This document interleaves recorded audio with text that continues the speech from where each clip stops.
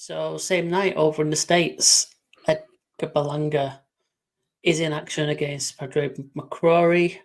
This one's on DAZN. Me versus you. Let's go. Quite a few 12-rounders, a 10-rounder for Andy Cruz as well. Pretty stacked card. Mm-hmm. Josh, give us some overall opinions on it. You want to touch on these main? Oh yeah, that's pretty solid right there for sure. Of course, Berlanga, we all know, Mr. One Round KO himself, though that hasn't been the case as of late. Still, the verdict's out on Berlanga. I mean, he had a lot of momentum. That's all but gone at this point, and he's looking to build himself back into who they were making him out to be, or at least trying to push him to be when he was with Top Rank. Or at least, and there was a lot of momentum behind it. I thought the Quigley win was a pretty decent win over a pretty good opponent. But that being said, Berlanga hasn't been able to show that impressive form that he was showing when he was going up against a certain level of fighter. And maybe the time has done some bit of justice as far as in between when he was on that kind of streak, and then he had a couple of performances that were a little bit less than stellar. And so they've worked with him, and you can tell that they've continued to have him in the lab trying to get him into, or make him become more of a seasoned fighter. And I think we won't really know until he goes up against one of the elites, and who knows if he gets to that point. That being said, for McCrory, I can't recall him just thinking about his name off top. I'm not positive I've seen him. I may have. You just never know. Who has he been in with? Oh, the face is familiar. The face is familiar. I'm looking at his resume here. But that being said, I would say isn't. The face is familiar, but the resume, yeah, not so much. But I will say that, of course, we know that Berlanga is the name here, and McCrory is no doubt brought in to be the opponent. But that being said, you never know, because, hey, the right type of performance can change things. And as mentioned, I think the verdict is still out on Berlanga. He does have some talent. But that being said, he's yet to prove anything of significance thus far since he's, or at least over the last several fights, other than that he can go the distance. And he still has a good deal of pop, it seems, but just doesn't carry that same weight here as he stepped up the competition. But I want to see success for him. See, he's only 26 years of age. I mean, he's in a good weight class, 168. Berlanga Munguia, that has action written all over it. That'd be a great one to see right there. I'd favor Munguia, but come on, Berlanga just on paper matches up with a lot of guys well, just thinking about what could potentially be, but whether it turns out to be that when the fight actually takes place, you never know. You just never know. And then in the co-main there, Gyasov and Pablo Cesar Cano, who seems like he's been fighting forever, yet he's still a young guy for the most part.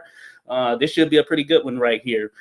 You probably have to favor the Uzbek fighter, but that being said, Pablo Cesar Cano, a lot of experience, a lot of mileage, and a lot of experience. But it's crazy to just think about. He is still out here getting it, and he's only, I believe, 33. Is that what his age is? 34. 34.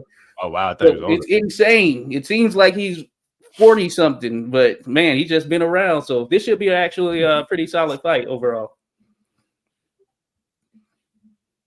Yeah, win over Jorge Linares 1 round back in 2019. Not very active, really, but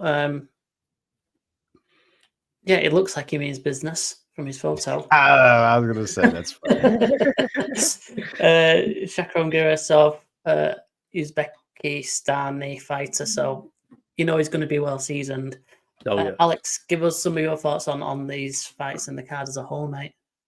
Yeah, definitely want to give a shout out to Yanquiel Rivera, a Puerto Rican fighter over there at the flyweight division.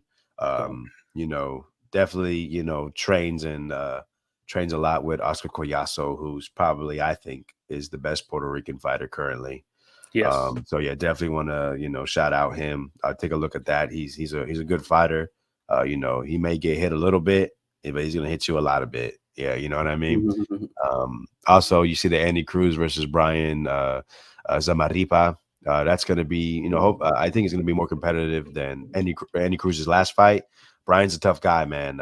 Just fought Angel Fierro on a matchroom card, I think last year. Split decision loss. Also, he's beaten a guy named something Galindo.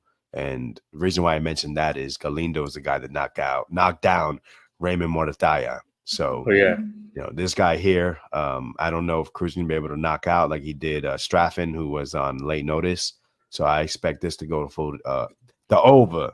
Take the over. All right. Doing this again. We're doing it again. Also, keeping the Caribbean focus. Antonio Vargas, former U.S. Olympian, actually from the Kissimmee area, Puerto Rican descent. Very good amateur, like I said, pretty decent pro. Got sidetracked, man. Got knocked out. I mean, it was a terrible knockout. One of the worst knockouts you'll see. Happened kind of out of nowhere. He's been rebuilding. Took a long layoff from boxing. Came back and just looked pretty efficient. Looked good against Little Tyson in his last fight. So definitely someone to keep an eye out on. Those lower weight classes, a lot of moving parts. So this is a guy that can get matched up in a big fight. I think you said enough about Gayasov versus Kano. Kano's tough. Gayasov is Uzbekistanian guy. Interesting fight. Don't know what's gonna happen. And of course the big one, Berlanga versus McCrory, man. Man, Berlanga, like you said, hype. 16 knockouts in a row, all first round, and now we gotten 5 straight decisions. And then 5 in a row, yeah. It's crazy. Berlanga, left top rank because he wasn't getting these matchups that he wanted. Goes to Matchroom. Now he's gotten Quigley and now McCrory. So after this, he has one more fight. I think frustration is definitely building when it comes to him. He has a lot of pressure, with everything that came with those knockouts. All the publicity he's gotten. People want to see him in the matches, like you mentioned, in Munguia. He tried to make that fight work, but business got in the way, right? He didn't like the money. He feels he's a lot further along than everybody else feels. However, the fans want to see him in the big matchups. So he's in a weird place.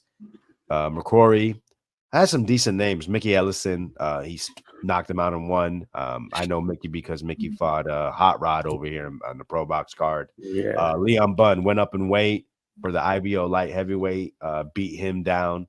And then Steve Woodall, a tough fighter, but he was McCrory. You see 9 knockouts and 18 wins. You think he's not a big puncher. No, he can punch. It's just he gets a little sloppy on his technique.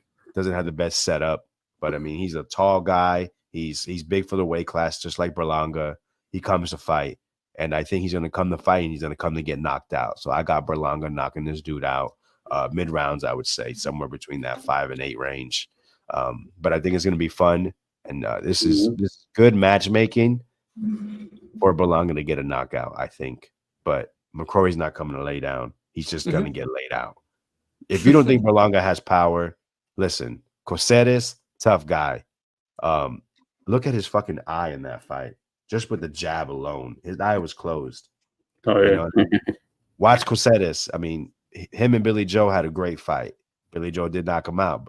Berlanga does have more knockout power than Billy Joe, but Billy Joe's a better fighter. Look at what happened with what's the one fight he just had? Oh my God, Diego Pacheco. He gave Pacheco good work. Pacheco, I hate to say it. Shout out my Boricuas, but he proved to be a better fighter than Berlanga.